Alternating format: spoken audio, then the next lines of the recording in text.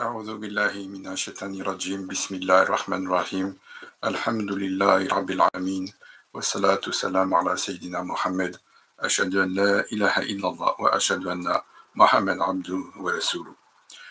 Chers frères, chères sœurs, assalamu alaikum wa rahmatullahi wa barakatuh. Que la paix d'Allah soit sur vous. Ramadan Mubarak, Ramadan Mubarak olsun, comme on dit en turc. Je vous souhaite un bon Ramadan. Nous continuons notre série tirée du livre Islam, foi et adoration de Osman Nuri Tobaş Hoca Efendi, que j'ai eu l'honneur de traduire il y a une bonne quinzaine d'années maintenant. Donc c'est un livre pour moi qui reste une référence concernant les piliers de l'islam et notamment le jeûne du mois de Ramadan et aussi le jeûne d'une manière générale. Le point de vue de notre maître Osman Effendi est tout à fait global, tout à fait lié aussi à la fois aux aspects physiologiques, aux aspects spirituels, comme nous l'avions vu lors des précédentes séquences. Là, nous allons continuer donc notre série, notre troisième série qui en comporte 4. Et nous allons voir que, étymologiquement parlant, le jeûne du mois de Ramadan, ou le jeûne tout simplement, est lié à la patience. Je commence ma lecture. Le mois sacré de Ramadan est aussi nommé le mois de la patience et de la retenue. Quelques exégètes du Coran disent que la racine du mot saum, signifiant jeûne en langue arabe, est de la même nature que le mot sabr, signifiant patience. Par déduction, le jeûne, saum, met un terme au désir malsain et procure la patience nécessaire, sabr, pour affronter les difficultés. En islam, la patience est considérée comme la moitié de la foi et la clé du salut. Par elle, chacun peut parvenir au paradis. La patience est un frein contre les événements désagréables, sans pour cela que l'équilibre et la remise confiante en Allah ne soient altérés. Les prophètes et les saints d'Allah ont atteint des degrés spirituels élevés et ont obtenu le soutien divin par le biais de la patience. Certes, faire montre de patience ici-bas peut nous apporter un goût amer, mais sachons que l'attitude que nous adopterons ne sera pas vaine, car la patience donnera des fruits agréables dans l'au-delà. Voilà, donc un premier commentaire par rapport à cela. Vous voyez que donc l'étymologie du mot saum et sabr sont étymologiquement parlant, donc venant de la même racine en langue arabe. Le jeûne équivaut à la patience. La patience équivaut aussi, par extension, au fait de jeûner et d'user de patience vis-à-vis du jeûne. Donc, comme le dit souvent Osman Effendi par rapport aussi à la patience, donc la patience donnera des fruits agréables dans l'au-delà. Il y a toujours chez notre maître toujours une passerelle ou un pont entre les épreuves que nous vivons ici-bas et aussi les perspectives de l'au-delà qui seront nôtres, Inch'Allah. D'autre part, pour que la rigueur de la patience nous soit moins rude, il faut considérer toutes les faveurs qu'Allah nous accorde par sa grâce. Nous devons prendre conscience qu'il existe une sagesse derrière toute épreuve, et si notre patience est exercée, de nombreuses récompenses nous attendent en retour. Le premier coup du sort, alors coup du sort entre guillemets, est le principe majeur de la patience en islam, et le musulman est appelé à se montrer patient en affrontant l'épreuve. C'est lorsque l'épreuve s'est enfin atténuée que la patience est récompensée comme telle. Le nom divin, As-Sabour, est celui qui est le plus admirablement reflété chez les prophètes et les rapprochés d'Allah. À l'instar du plus grand héritage qui puisse nous être accordé, la patience reste la caractéristique dominante des moments de bonheur ou de malheur, de prospérité ou de pauvreté. Voilà. Osman Effendi dit bien dans ce texte que cela est lié à l'épreuve, que l'épreuve est liée à la patience et la patience est liée à l'épreuve, et qui fait montre de patience durant l'épreuve verra cette patience récompensée. Un point aussi important, c'est que le nom divin As-Sabour, l'un parmi les 99 noms divins, est celui qui est le plus admirablement reflété, dit le texte, chez les prophètes et les rapprochés d'Allah. Voyez, donc il faut faire un lien, où le lien est fait entre les prophètes, les rapprochés d'Allah, les amis d'Allah et le nom divin As-Sabour. Alors, on peut dire aussi on peut même penser qu'il s'agit simplement que chez les prophètes et les rapprochés d'Allah, mais en fait, pour quiconque veut s'engager dans ce chemin de la patience, à travers le jeûne, comme le présente notre sujet présentement, eh bien, c'est un sujet, c'est une perspective qui est énorme et qui est admirable devant nous.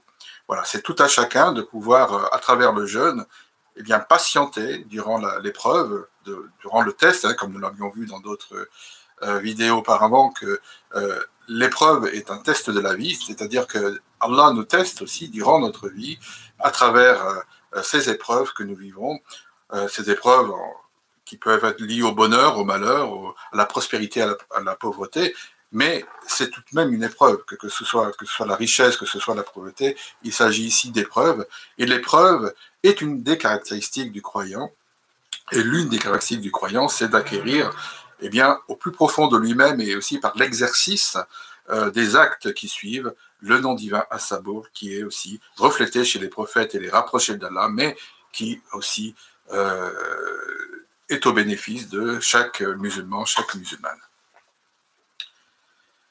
Si nous voulons jeûner en désirant la présence d'Allah, nous devons accomplir soigneusement les préceptes du jeûne, tels que le suhour, la prière de Tarawih, la récitation du Coran, joignant dans une humble et calme supplication le souvenir des noms divins. Le moment de la rupture du jeûne est un instant béni, car Allah accepte les prières et répond aux supplications.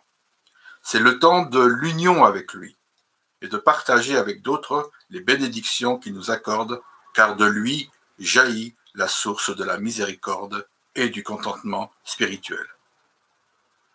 Le prophète Mohammed salam, nous a recommandé de partager notre nourriture avec d'autres musulmans, notamment au moment de rompre le jeûne. Il a dit dans un hadith, je cite, « Quiconque donne à un jeûneur de quoi rompre le jeûne, il recevra la même récompense que le jeûneur sans que celui-ci ne soit lésé de la sienne. » Un hadith rapporté par Al-Tirmidhi. Voyez, donc, le fait du bénéfice du jeûne de Ramadan s'accompagne en quelque sorte de préceptes, bien entendu. Le jeûne est encadré par des règles, des principes, dont le suhour, c'est-à-dire le repas du matin avant de jeûner, de commencer le jeûne, la prière de Talawir, eh bien, qui suit la prière de la nuit, la prière de Isha, et la récitation du Coran qui est vivement conseillée, et joignant dans une humble et calme supplication le souvenir des dons d'Allah. Donc il s'agit aussi de méditer sur ces noms divins, et tout cela fait partie d'un corpus, en quelque sorte, si je puis m'exprimer ainsi, d'un corpus qui nous invite à penser à Allah de tout notre cœur, et aussi à penser aux nécessiteux, à ceux qui n'ont pas de quoi même rompre le jeûne, ou qui ont si peu pour rompre le jeûne. Donc là, il s'agit aussi de solidarité, de fraternité envers nos frères et sœurs en islam, qui n'ont pas la possibilité de manger, ou de manger à leur faim, et malgré leur souffrance, en quelque sorte, eh bien, bon, dans beaucoup de pays, ces frères et ces sœurs qui sont en train de jeûner, eh bien, pensent à nous aussi, pensent certainement au bien que nous avons, à toutes les choses qui nous sont favorables pour pouvoir accomplir cela, et que non pas. Alors pensons à eux durant ce mois de jeûne, et pensons à eux, et en quelque sorte atténuons leur souffrance en faisant à la fois les dons de nous-mêmes, et aussi les dons de nos biens, afin de soulager la souffrance de nos frères qui souffrent dans le monde. C'est l'un des buts du Ramadan d'ailleurs, hein. C'est simplement pas penser à soi, aux récompenses même que nous pouvons obtenir auprès d'Allah, mais c'est aussi penser à l'autre. C'est pour ça que quand le hadith dit « quiconque donne à un jeûneur de quoi rompre le jeûne, il recevra la même récompense ». Vous voyez, c'est quelque chose d'extraordinaire, et c'est l'une des promesses d'Allah qui est tout à fait prégnante. Continuons notre lecture. Lorsque les nécessiteux présents parmi les compagnons entendirent cette parole, donc le hadith précité, ils vinrent auprès du prophète, sallallahu alayhi wa sallam, et lui dirent qu'ils étaient dans l'incapacité d'offrir autant de nourriture que les riches. Il leur répondit que le fait d'offrir une demi-date ou un peu de lait rendrait leur récompense égale à celle des compagnons fortunés qui, eux, avaient la possibilité d'offrir un repas complet. Voilà, donc la libéralité, il suffit là de tendre sa main et tendre son cœur. D'abord tendre son cœur, ensuite tendre sa main vers son frère, sa sœur, qui n'a pas la possibilité de pouvoir rompre le jeûne, ou, eh bien, offrons-leur notre cœur, notre main, pour qu'il soit soulagé, Inch'Allah. Rajoutant au fait d'accomplir le jeûne prescrit, dit Osman Effendi, il nous est également recommandé d'effectuer des jeûnes surérogatoires. Voilà, là, on sort du contexte du Ramadan pour aussi parler du jeûne de manière générale. La loyauté étant la particularité propre aux serviteurs désignés par Allah, cette qualité ne peut être acquise que par le biais de l'intention sincère et de la purification de l'ego. Le prophète Mohammed, alayhi salatu salam, et ses compagnons jeûnèrent souvent de manière libre et volontaire, bien que les conditions météorologiques fussent habituellement difficiles. La chaleur qui règne dans la péninsule arabique étant particulièrement redoutable, certains d'entre eux n'avaient même pas de vêtements pour se protéger de cette chaleur accablante. Pourtant, ils persévéraient à jeûner pendant ces jours. Ils continuaient de jeûner spontanément, car ils connaissaient la saveur exceptionnelle que procure le contentement spirituel. Pour cette catégorie de croyants, de nombreuses occasions leur furent données de rompre leur jeûne suite à une invitation ou pour toute autre raison. Selon la situation qui lui était propre, le croyant pouvait aussi terminer son jeûne ou bien le rompre pour satisfaire ses amis, quitte à le compenser plus tard. Abu Saïd, qu'Allah soit satisfait de lui, relate l'événement suivant. J'avais préparé un repas à l'attention du messager d'Allah et de ses compagnons. En faisant le service, l'un d'entre eux me dit « Je jeûne ». En entendant ces paroles, le prophète rétorqua « Ton frère t'a convié à ce repas, et maintenant tu dis jeûner. Romps ton jeûne promptement et reporte-le à un autre jour en guise de compensation. » Un hadith rapporté par Tirmidhi et Abu Daoud. Lors d'une autre occasion, le prophète Mohammed, alayhi salatu salam, et certains de ses compagnons étaient en train de manger alors que Bilal jeûnait. Le prophète dit ensuite à son sujet « Nous mangeons cette nourriture alors que celle de Bilal est au paradis. » Rapporté par Ibn Majah. Ces traditions prophétiques, ou ces hadiths, nous enseignent que le choix nous est laissé entre terminer un jeûne surérogatoire déjà entamé ou bien le rompre avant son temps imparti, selon la nécessité des conditions. Voilà, juste un commentaire par rapport à cela. Vous voyez que le jeûne du mois de Ramadan est un mois sacré. C'est le cas de le dire. C'est un mois sacré auquel chaque musulman, chaque musulmane est tenu d'accomplir, d'effectuer de tout son cœur, de toute son âme, en orientant les pensées vers Dieu et vers ses bienfaits. Au-delà du mois de Ramadan, il y a des jeûnes surérogatoires, et cela tout le long du calendrier islamique. Et il est même conseillé aussi d'effectuer ces jeûnes en vue non seulement des récompenses d'Allah, non seulement en vue d'atteindre Allah, sa proximité, mais aussi pour un bien-être spirituel. Il est parlé aussi de contentement spirituel, je l'avais aussi souligné dans le texte, et on voit que les compagnons eux-mêmes jeûnaient, et malgré la chaleur accablante de la péninsule arabique. Alors il faut s'imaginer des températures très élevées, au-delà de 50 degrés Celsius quelquefois, eh bien, ces compagnons persévéraient à jeûner pendant ces jours-là, ces jours de forte chaleur, car ils connaissaient la saveur exceptionnelle que procure le contentement spirituel. Vous voyez donc, le contentement spirituel du jeûne, proprement dit, et pas seulement le jeûne du mois de Ramadan, mais tout jeûne prescrit, eh bien, au-delà même de la difficulté que procure ce jeûne, eh bien, il y a la saveur exceptionnelle que procure le contentement spirituel. Alors notez bien ces mots, ils sont très importants et ils sont même très délicats et très exquis. Il s'agit de la saveur exceptionnelle, donc il s'agit d'une saveur et aussi d'un contentement spirituel pour tout jeûneur. Allah le Très-Haut jugera notre vie et nos œuvres. En attendant, les meilleurs instants de notre vie sont ceux que nous passons avec lui, par amour pour lui. Quand l'au-delà s'ouvrira devant nous, toutes nos réminiscences passagères, c'est-à-dire tous nos souvenirs, nos réminiscences passagères ou durables seront ensevelies avec nous dans la tombe. Cependant, seules les bonnes actions accomplies pour Allah nous seront favorables. Le prophète Mohammed sallallahu alayhi wa sallam a dit, je cite, « Quand le musulman meurt, ses prières rituelles sont au-dessus de sa tête, sa charité à sa droite et son jeûne à sa gauche. » Je répète ce hadith, quand le musulman meurt, dit le prophète, ses prières rituelles sont au-dessus de sa tête, sa charité à sa droite et son jeûne à sa gauche. Voyez, donc à travers ce hadith, nous voyons que finalement le musulman est entouré, hein, que ce soit au-dessus, à sa droite et à sa gauche, eh bien, nous voyons que les œuvres suivent les actes comme tels que le jeûne. Une existence non vécue pour l'amour d'Allah est une tromperie, semblable à un mirage. Elle ne possède aucune réalité et n'est qu'une illusion de l'esprit. Donc, l'amour d'Allah est essentiel. L'amour d'Allah n'est pas une tromperie. Et vivre pour l'amour d'Allah est donc même le contraire de la tromperie, c'est une non-tromperie. Donc, c'est la vérité, c'est véritable. L'amour d'Allah, vivre sa vie pour l'amour d'Allah est une vérité. Voyez, donc, je prends cela comme une approche, on appelle ça une approche, une certaine approche, mais qui semble contraire, et quelquefois à travers le contraire, on peut même délier certaines vérités. Voilà. Je dirais qu'une existence vécue pour l'amour d'Allah est véritable.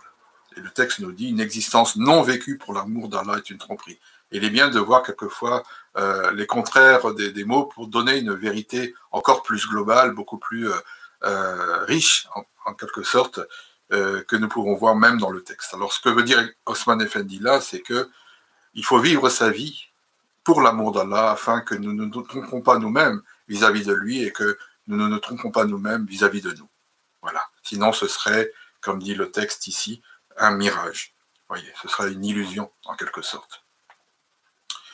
Grâce au miséricordieux, je continue, nous nous efforçons de suivre les conseils prodigués par le prophète Mohammed, alayhi salam.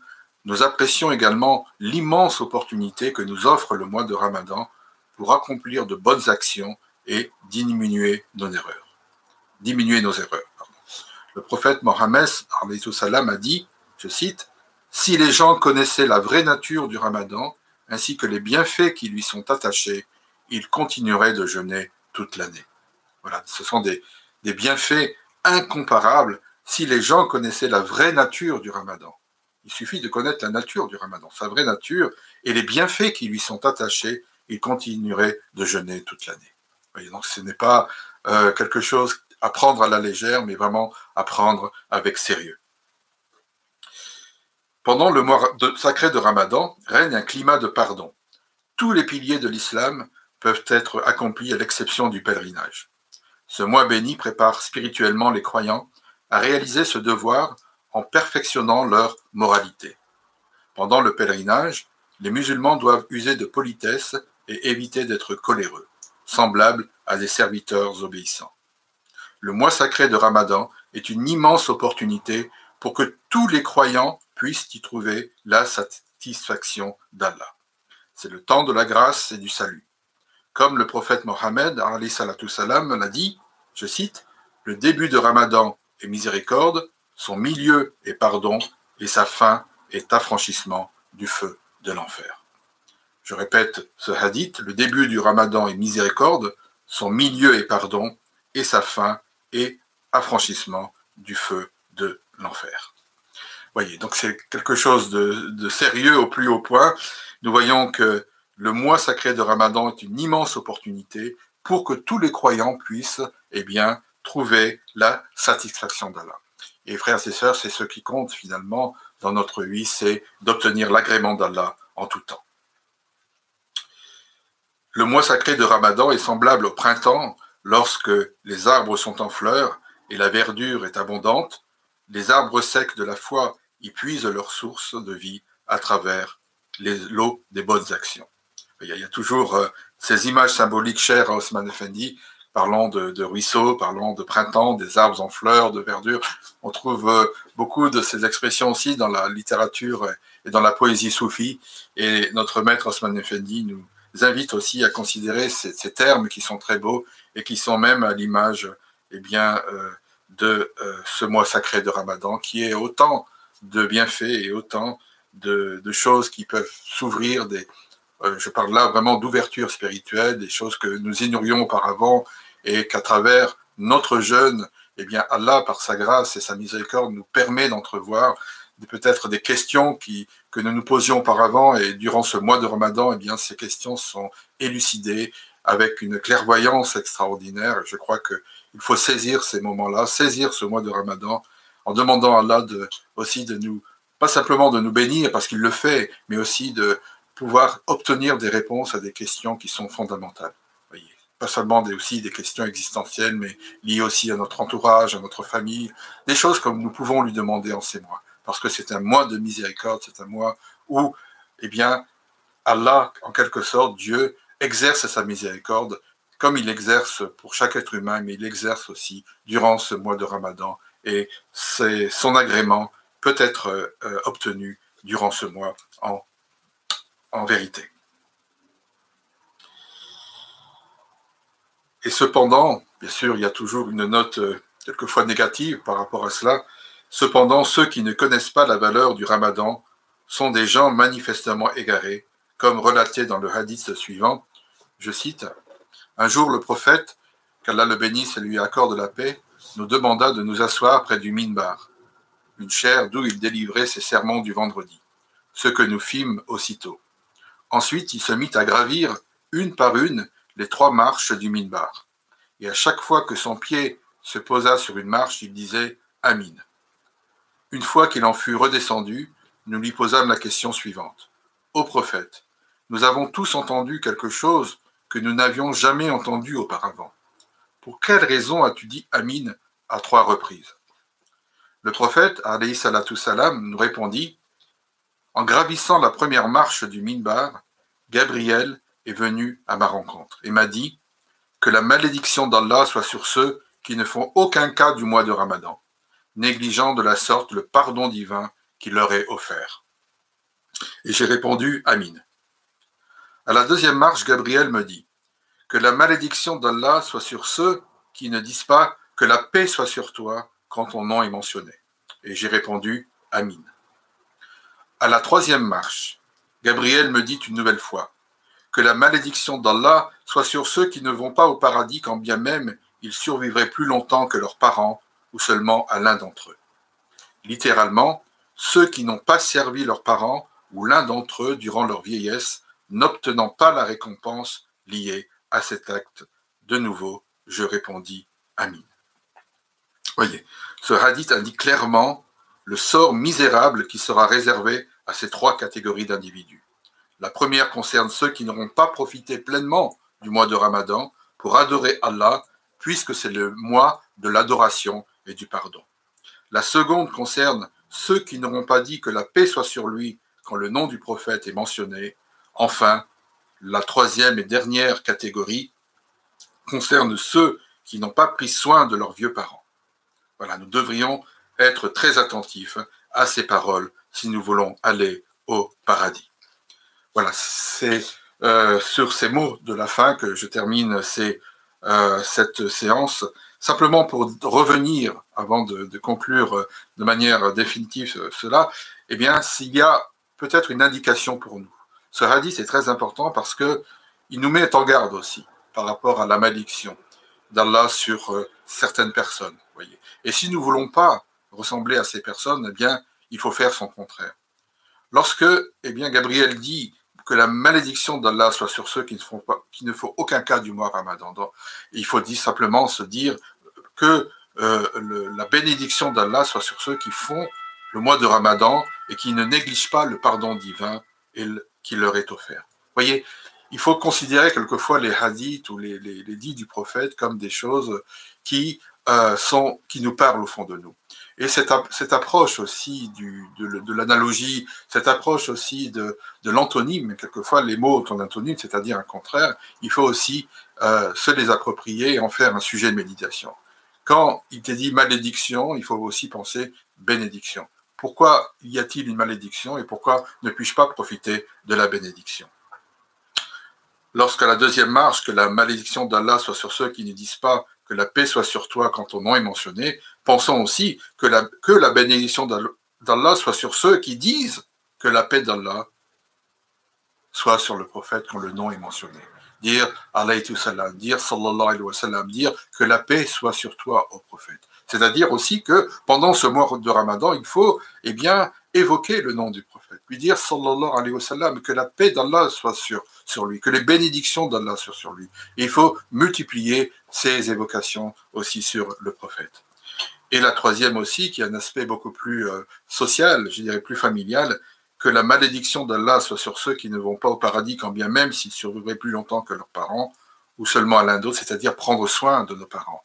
Celui qui ne prend pas soin de son père âgé, de sa mère âgée, eh bien, ne goûtera pas l'odeur du paradis. Vous voyez, c'est ça que veut dire ce hadith. Il est quelque part, il nous avertit quelque part de cela, donc nous ne sommes pas sans connaissance de la chose. Prendre soin de ses parents fait partie aussi de la vie, je dirais même d'un principe fort de la religion musulmane, de prendre soin de nos parents. Et là, il y a une promesse, derrière cette malédiction, il y a une promesse pour celui qui veut s'engager à prendre soin de ses parents, et notamment durant ce mois de Ramadan, où il ne faut pas laisser nos anciens seuls. Il faut profiter aussi de leur sagesse, de leur discours, parce qu'ils ont beaucoup de choses à dire, mais aussi nos parents sont pour nous précieux. Notre religion, notre belle religion, nous incite à prendre soin de nos vieux parents et qu'ils puissent être à l'aise en toutes choses. Voilà, j'ai terminé cette troisième séance. Nous nous verrons prochainement pour une quatrième et dernière séance. Nous parlerons de choses consacrées au jeûne du mois de Ramadan. J'espère que ce jeûne se passe bien pour vous, que je souhaite sur vous et sur vos familles la bénédiction d'Allah, qu'il vous bénisse, qu'il vous accorde ses bienfaits en toutes choses. Ramadan Mubarak, assalamu alaikum wa rahmatullahi wa barakatuh.